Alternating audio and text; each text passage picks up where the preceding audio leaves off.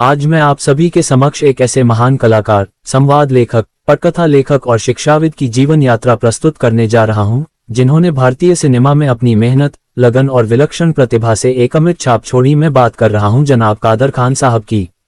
कादर खान का जन्म 22 अक्टूबर 1937 को काबुल, अफगानिस्तान में हुआ था।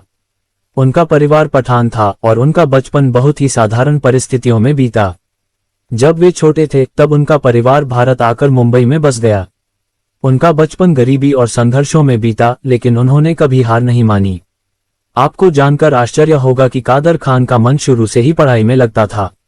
उन्होंने इस्लामिया हाई स्कूल से प्रारंभिक शिक्षा प्राप्त की और फिर इस्माइल यूसुफ कॉलेज, मुंबई से इंजीनियरिंग की पढ़ाई की। वे इतने होशियार थे कि बाद में वही कॉलेज उन्हें प्रोफेसर के रूप में नियुक्त कर लिया गया। अभिनय की दुनिया में प्रवेश। कहते हैं कि अगर इंसान के अंदर हुनर हो और आत्मविश्वास हो तो किस्मत खुद रास्ता बना देती है। कादर खान भी एक बेहतरीन नाटककार थे और कॉलेज के दौरान वे कई नाटकों में हिस्सा लिया करते थे। एक बार उन्होंने एक नाटक में ऐसा शानदार अभिनय किया कि महान अभिनेता दिलीप कुमार की नज़र उन पर पड़ गई। दिलीप कुमार ने न केवल उनके अभिनय की सराहना की, बल्कि उन्हें फिल्मों में आने का मौका भी दिया। यही से शुरू होती है कादर खान के फिल्मी सफर की कहानी। संवाद लेखक के रूप में शुरुआत। कादर खान न सिर्फ एक उम्दा अभिनेता थे बल्कि एक अव्वल दर्जे के संवाद लेखक भी थे। उनका पहला फिल्मी संवाद जवानी दीवानी 1972 के लिए लिखा गया था। इसके बाद उन्होंने पीछे मुड़कर नहीं देखा। उन्होंने 400 से भी अधिक फिल्मों के लिए संवाद और पटकथा लिखी। जिन फिल्मों के संवाद उन्होंने लिखे वे आज भी याद किए जाते हैं, जैसे अमर अकबर एंथनी, कुली, सत्ते पे सत्ता, शराबी, लावारिस, मुकद्दर का सिकंदर, खूबसूरत, अग्निपथ। कादर खान का संवाद लेखन इतना असरदार होता था कि उनके डायलॉग सुनते ही सिनेमाघरों में तालियां बजने लगती थीं। उन्होंने मनमोहन देसाई, प्रकाश मेहरा, सुभाष घई, मुकुल आनंद और डेविड धवन जैसे निर्देशकों के साथ लंबी पारी खेली। अभिनेता के रूप में पहचान। अब अगर हम कादर खान के अभिनय करियर की बात करें तो उन्होंने 300 से ज्यादा फिल्मों में अभिनय किया। शुरुआत में उन्होंने खलनायक की भूमिका निभाई, लेकिन धीरे धीरे वे कॉमिक रोल्स के बादशाह बन गए। उनका अभिनय कभी किसी मजाकिया पिता का होता, तो कभी एक भ्रष्ट नेता का, तो कभी एक परेशान क्लर्क का। उनकी संवाद अदायगी में जो लचक थी, जो व्यंग्य था, वो उन्हें दूसरों से अलग बनाता था। गोविंदा और शक्ति कपूर के साथ उनकी जोड़ी बेहद लोकप्रिय रही।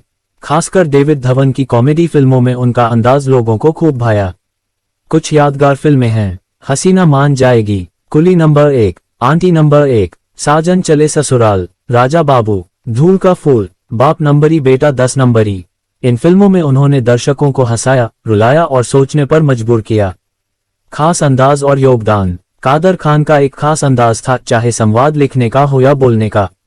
उनके डायलॉग में आम आदमी की भाषा होती थी, लेकिन उसे इस तरह पेश करते कि वो यादगार बन जाती। उन्हें उर्दू भाषा पर गहरी पकड़ थी। वे एक शिक्षित व्यक्ति थे और भाषाई सौंदर्य को बखूबी समझते थे। यही कारण है कि जब उन्होंने संवाद लिखे तो उसमें भावनाओं का भी जादू होता था और शब्दों का भी। कादर खान एक बेहद सीधे साधे इंसान थे। उन्हें फिल्म इंडस्ट्री में रहते हुए भी कभी दिखावा करना पसंद नहीं था। उनका परिवार उनके लिए सबसे ऊपर था। उनके बेटे सरफराज खान भी फिल्मों में काम कर चुके हैं और खुद कादर खान ने हमेशा अपने बच्चों को शिक्षा की अहमियत समझाई। वे धार्मिक भी थे और इस्लाम के सिद्धांतों में उनकी गहरी आस्था थी। वे रोजाना नमाज पढ़ते थे और समाज के प्रति जिम्मेदार नागरिक भी थे। कनाडा प्रवास और अंतिम समय। अपने जीवन के अंतिम वर्षों में कादर खान ने कनाडा में बसने का निर्णय लिया, जहां उनके बेटे रहते हैं। वे लंबे समय से बीमार चल रहे थे। उन्हें प्रोग्रेसिव सुप्रान्यूक्लियर पाल्सी (PSP) नामक एक गंभीर बीमारी थी, जिससे बोलने और चलने में तकलीफ होती है। कई वर्षों तक वे कैमरे से दूर रहे। बॉलीवुड ने भी उन्हें धीरे धीरे भुला दिया, लेकिन उनके चाहने वालों ने कभी उन्हें नहीं भुलाया। और फिर 31 दिसंबर 2018 को वो मनहूस खबर आई, कादर खान अब हमारे बीच नहीं रहे। उन्होंने कनाडा में आखिरी सांस ली।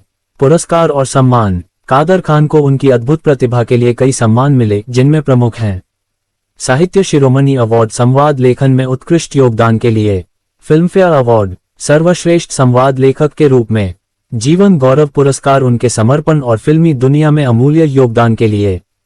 उनके निधन के बाद भारत सरकार ने भी उनके योगदान को याद किया और उन्हें श्रद्धांजलि दी। प्रेरणा और विरासत। कादर खान की जिंदगी हमें सिखाती है कि अगर इंसान में हुनर हो और वो मेहनत करने को तैयार हो तो कोई भी मंजिल दूर नहीं। वे एक गरीब घर से निकलकर बॉलीवुड के उस मुकाम तक पहुंचे जहां पहुंच पाना हर किसी के बस की बात नहीं। उन्होंने न सिर्फ सिनेमा को अमूल्य योगदान दिया, बल्कि संवादों के जरिए समाज को आईना भी दिखाया। उनका काम आने वाली पीढ़ियों के लिए एक विरासत के रूप में रहेगा। अंत में मैं यही कहना चाहूंगा कि कादर खान साहब जैसे कलाकार युगों में एक बार जन्म लेते हैं। वे एक इंस्टीट्यूशन थे अभिनय का, संवाद लेखन का और विनम्रता का। उनके जैसा कलाकार, लेखक और इंसान मिलना मुश्किल है। आज वे हमारे बीच नहीं हैं, लेकिन उनकी आवाज, उनके संवाद, उनके किरदार, वे सब हमेशा जिंदा रहेंगे।